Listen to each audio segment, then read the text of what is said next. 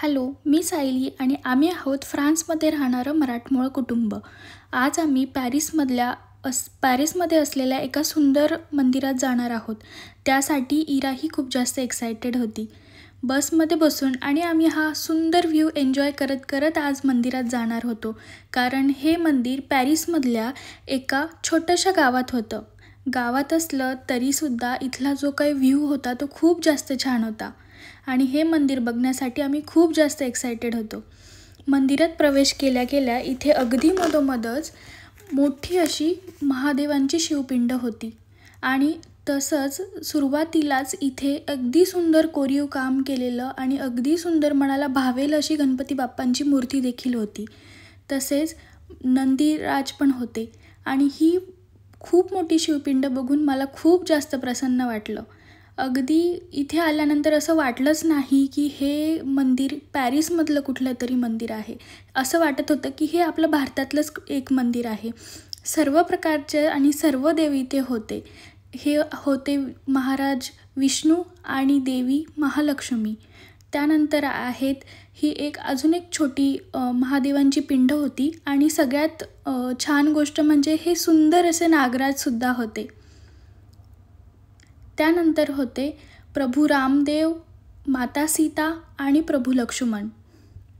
या सर्व मूर्त्या इतक्या छान कोरीव काम केलं होतं यांच्यावर आणि खूप जास्त छान होत्या आणि अगदी मनाला भावत होत्या. इरा आम्हाला सर्व देवांची ओळख विचारत होती आणि आम्ही तिला नावाने ओळख करून देत होतो. हे आहेत बाळकृष्ण. त्यानंतर अगदी सुंदर साडी नेसवली होती महालक्ष्मींना आणि त्यांचे दागिनेही खूप सुंदर होते. त्यानंतर होते महादेव आणि माता पार्वती. इथे सुद्धा हे नागराज खूप सुंदर होते आणि इथल्या सगळ्या मूर्त्या मनाला खूप जास्त भावत होत्या. त्यानंतर हे होते अय्यप्पन देव. मंदिराची सजावटही खूप सुंदर केली होती. त्यानंतर हे आहेत आपले प्रभू हनुमान.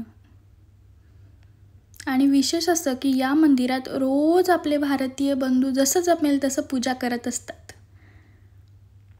त्यानंतर हे आहेत कुबेर देव. आणि विशेष असं की या मंदिरात नवग्रह देवसुद्धा आहेत. म्हणजे इथे सर्व प्रकारची पूजा करण्यात येते. नवग्रह पूजा किंवा होम असेल किंवा प्रत्येक सण समारंभ इथे खूप छान पद्धतीने साजरी होतात. या मंदिरात आल्यावर खूप जास्त प्रसन्न वाटलं आणि अगदी वाटलंच नाही की हे मंदिर देशाबाहेरचं आहे. असं वाटलं की हे भारतातलंच एक मंदिर आहे. आणि विशेष असं की या मंदिरात कुठलीच पूजा फूल वगैरे स्वीकारलं जात नाही.